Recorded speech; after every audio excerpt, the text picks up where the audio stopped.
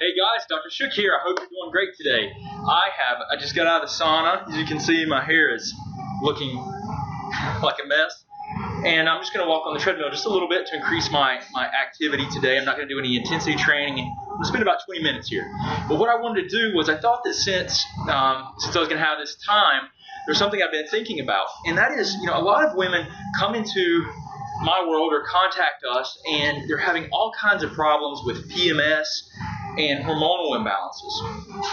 And the thing is that a real common problem are progesterone deficiencies. And most commonly what I find is that stress is the #1 factor that's creating issues with hormones. Because PMS, guys, is not normal. It's common, but it's not normal. So when you see that occurring, what you need to do is you need to look at several things. Usually what I'm going to do is I'm going to look at the person's, we're going to talk and do a detailed history so I can find out what their diet and lifestyle is like. So I'm going to look at factors like what kind of foods are they eating? Are they eating foods that are higher in caffeine, that are higher in sugar? Do they have digestive problems? Do they lack sleep? Do they have, what is happening? Because all of those things are stressors, okay? They create stress. Now there's chemical stress, which could be inflammation, fluctuations in blood sugar, spikes in insulin. That's a chemical stress. Okay, those things affect your other hormones, which we're going to talk about in a second. Emotional stress, absolutely. When you're under emotional stress, it puts your sympathetic nervous system into fight or flight, which will trigger stress hormone production. So what are your stress hormones? Well, primarily cortisol and adrenaline. Okay? So when cortisol and adrenaline go up, that raises blood sugar, spikes insulin, and produces a lot of changes in hormonal cascades that affect other hormones, especially, you're going to find out, progesterone. So these stressors, all of these different types of stressors influence and change your hormones. So the most common thing that I find with women that have PMS is that they're suffering from something called a pregnenolone steal. Okay? And basically that's where the stress response that you're under, whether it be from diet or emotional or physical stressors, pain, any of these things that we just talked about as far as stressors, what promotes stress, those will cause your body to make more cortisol. Cortisol is your stress hormone. Cortisol has a lot of benefits, but when you're under stress, your body may produce it at a higher rate.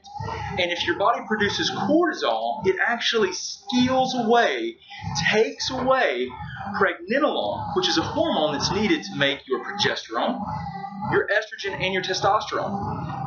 And you can so what we often have to do is look at all these factors, run some tests to look at cortisol production throughout the day and the hormones, and get an idea of what's occurring. Now we know if you're autoimmune that we know that we need to look at 3 different categories of things. We need to look at food sensitivities.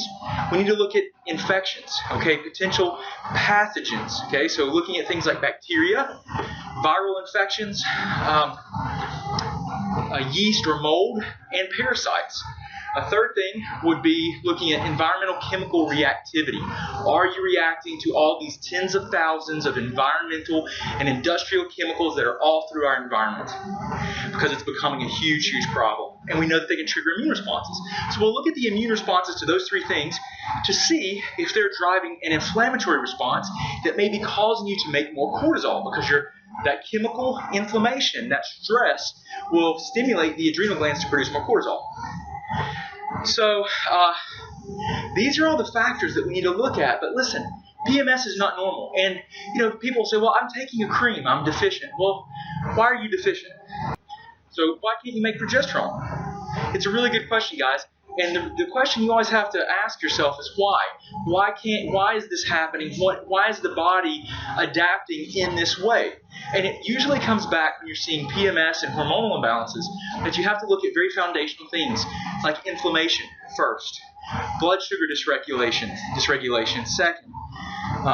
You have to look at these stressors, because all these things will cause the adrenal glands to make cortisol preferentially over the other hormones, stealing away pregnenolone and causing your symptoms.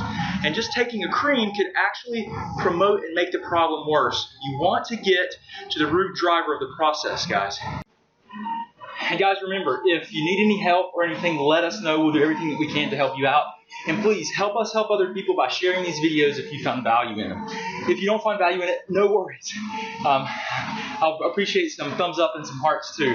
But help us help other people, because so many people are completely unaware they may be suffering with menstrual issues that could be primarily driven by these other stressors that really no one it's not commonly looked at or thought about. Okay, so we'll do everything we can to help you out, guys. Let us know if we can help you. If you need help with diet and a place to get started to try and balance your blood sugar, improve your digestive tract function, and decrease inflammation, check out our 6-week Hashimoto transformation plan at thyroidgiveaway.com, or you can go to thyroidprogram.com. You can enter to win and register to win.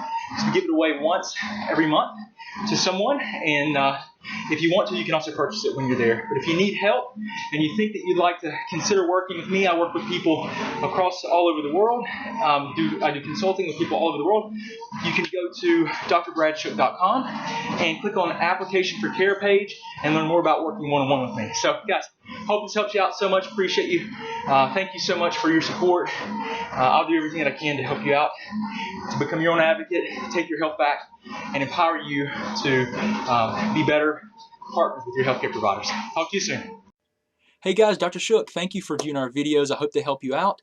If you want to, just subscribe to our channel somewhere here. You can watch a video that YouTube's actually selected for you, so hopefully it'll help you out. If you need any other information or resources, just look in the description. We've got links to our website, to our 9 lab test guidebook, and everything else that we do. I really appreciate you, and I hope you guys have a great